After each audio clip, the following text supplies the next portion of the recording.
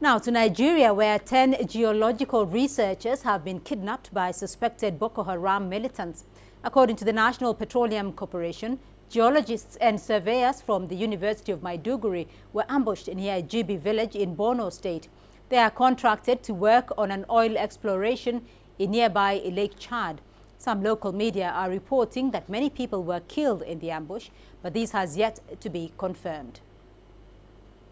Let's get you more now on that story. We can cross over to CGTN's Deji Badmus. He's joining me live from Lagos. Deji, we understand these researchers were kidnapped near Lake Chad, but there are troops mobilized there from across the region. So exactly what happened?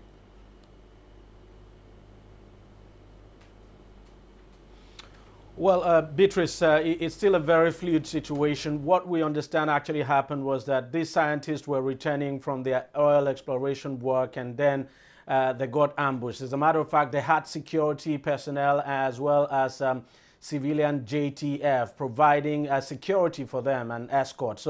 But unfortunately, they ran into a Boko Haram ambush. But the latest we are gathering now, Beatrice, is that 7 persons have actually been rescued. The military hasn't said anything yet, but this is coming from Maidugiri, actually coming from the chairman of the local government area where this incident actually happened.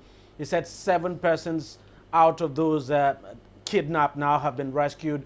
4 among them civilian JTF, 2 NNPC officials, and 1 staff of the University of Maidugiri. Now, these has not been officially confirmed by the military.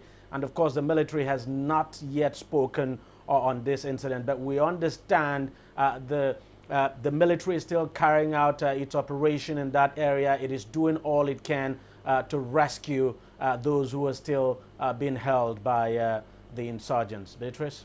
Well, Deji, reports there that you mentioned that 7 people may have been rescued so far, but we are also receiving some reports that many others are feared dead in that ambush. What can you tell us about that? Well, the fact is that nothing has been confirmed yet. There was an exchange of gunfire. As a matter of fact, even the rescue operation, we understand, was bloody, that the exchange of gunfire lasted for several hours. We do not know how many persons were actually killed during the ambush.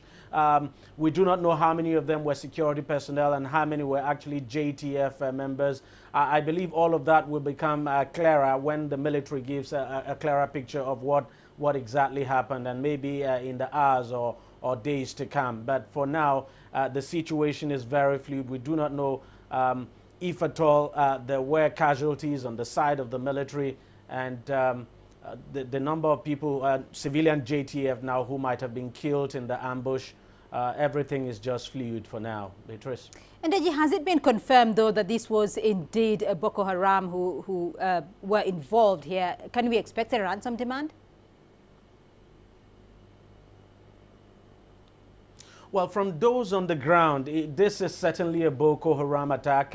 The chairman of the local government area in question actually confirmed it, that it was Boko Haram that actually carried out the operation. And we know, Beatrice, that Boko Haram has been operating in that axis. I mean, it's been carrying out suicide attacks in the northeast of the country, especially in Borno state, for instance. And we also know Boko Haram has been carrying out hit-and-run attacks in some local communities in Borno state. So no doubt at all that this is the handiwork of Boko Haram. Nobody doubts that.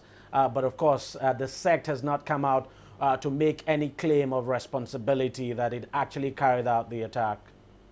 Right, Deji Badmus for us there in Lagos.